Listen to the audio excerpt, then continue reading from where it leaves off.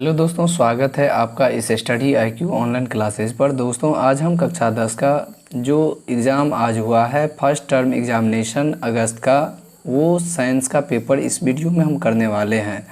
आप पूरे वीडियो को अंत तक वॉच कीजिए, पूरा समझ में आएगा। एक एक क्वेश्चन ऑब्जेक्टिव के पूरा हल करेंगे और पूरा अच्छा से समझ में आएगा।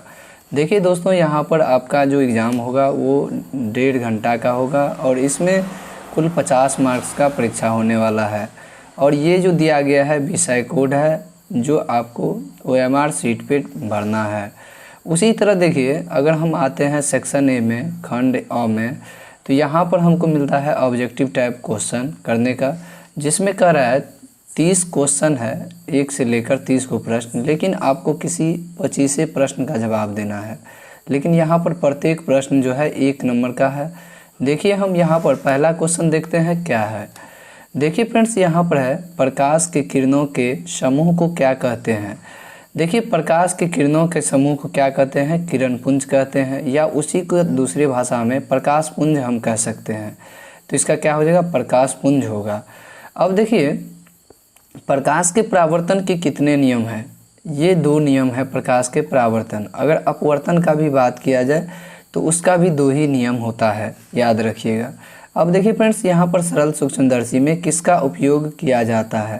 तो सरल सूक्ष्मदर्शी में उत्तल लेंस का प्रयोग किया जाता है, उत्तल लेंस का। अब देखिए, लेंस में आवर्धन का एसआई मात्रक क्या होता है? तो लेंस में आवर्धन का जब पूछेगा सूत्र या एसआई मात्रक, अगर लेंस में आवर्धन का एसआई मात्रक पूछे तो मात्रक विहीन होता है। अगर आवर्धन का सूत्र पूछ रहा है तो V/U होगा। यही अगर दर्पण में पूछता आवर्धन सूत्र तो -V/U होता। ये ध्यान रखिएगा। देखिए, 5वां प्रश्न है, कौन सा लेंस अपसारी लेंस भी कहलाता है? मतलब कौन सा लेंस जो है वो अपसारी लेंस कहलाता है? तो अवतल लेंस। अवतल लेंस को क्या कहते हैं हम लोग? अपसारी लेंस भी कहते हैं, याद रखिएगा। अब देखिए 6 नंबर प्रश्न में बोल रहा है, निम्न में किस लेंस की फोकस दूरी धनात्मक होती है? याद रखिएगा, लेंस हो या दर्पण, अगर लेंस और दर्पण का भी बात किया जाए तो ये उत्तल लेंस और उत्तल दर्पण का फोकस हमेशा धनात्मक होता है। समझ गए? अब हम चलते हैं प्रश्न 7। अब देखिए फ्रेंड्स, यहाँ पर 7 नंबर प्रश्न है, लेंस के कितने वक्रता केंद्र होते हैं? तो याद रखिएगा, लेंस के जो वक्रता केंद्र होते हैं, दर्पण का और लेंस का एक ही वक्रता केंद्र होते हैं। अगर लेंस में फोकस की संख्या पूछा जाए तो उसका 2 होगा, याद रखिएगा। प्रकाश की चाल विभिन्न माध्यम में क्या होता है? ये भिन्न भिन्न होता है।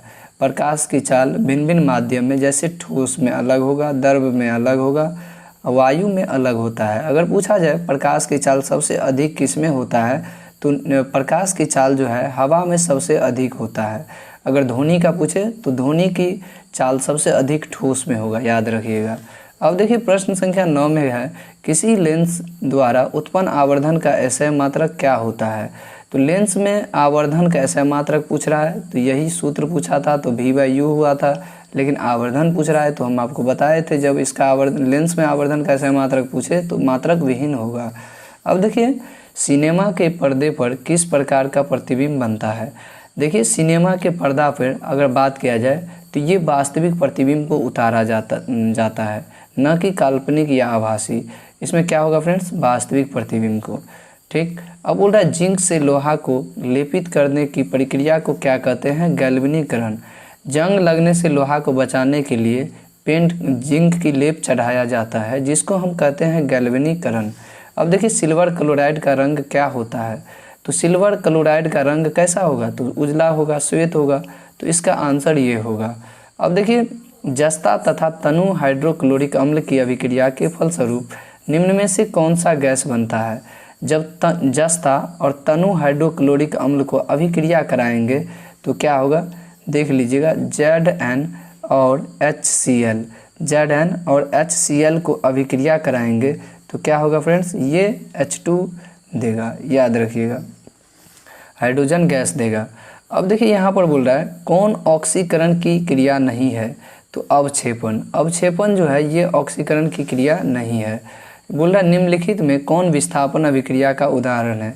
देखिए फ्रेंड्स, विस्थापन मतलब होता है अब देखिए यहाँ पर जैसे Fe है तो Fe क्या किया है, Fe के साथ में SO4 आ गया है, सेट हो गया है और Cu को अलग रखा गया है। तो हम देखते हैं दोनों विस्थापित मतलब रासायनिक समीकरण जो दिया गया है वो संतुलित है कि नहीं।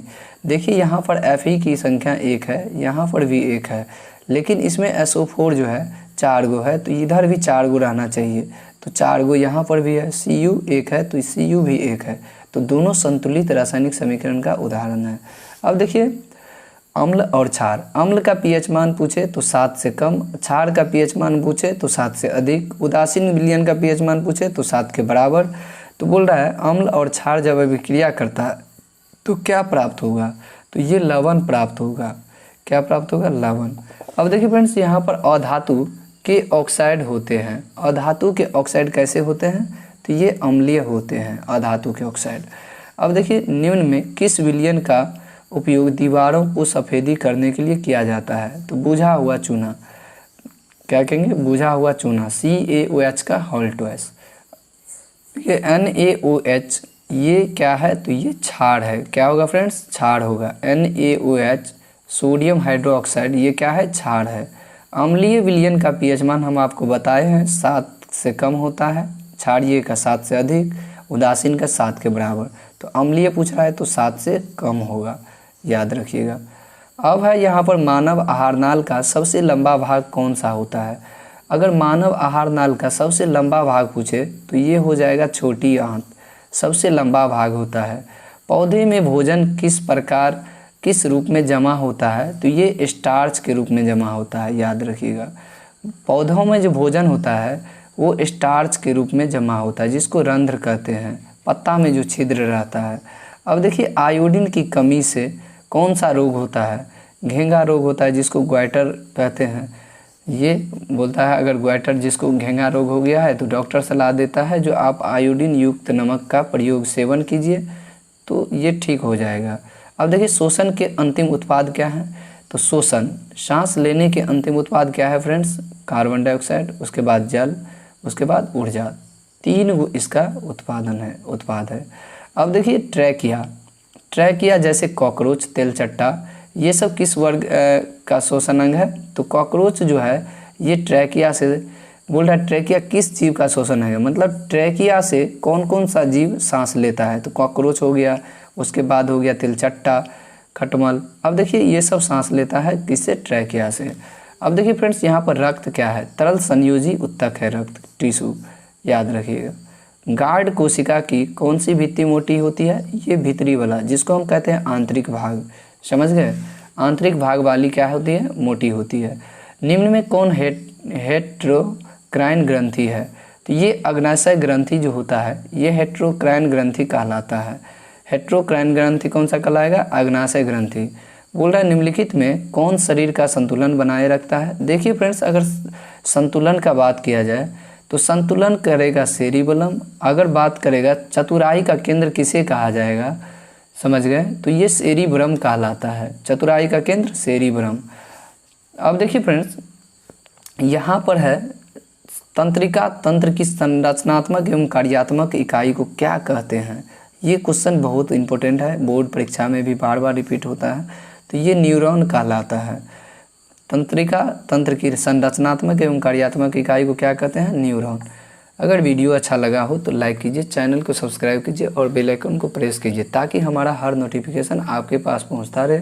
और आप कमेंट करके ज़रूर बताइए जो आपका स्कोरिंग कितना रहा, कितना सही हुआ। Thanks for watching all of you.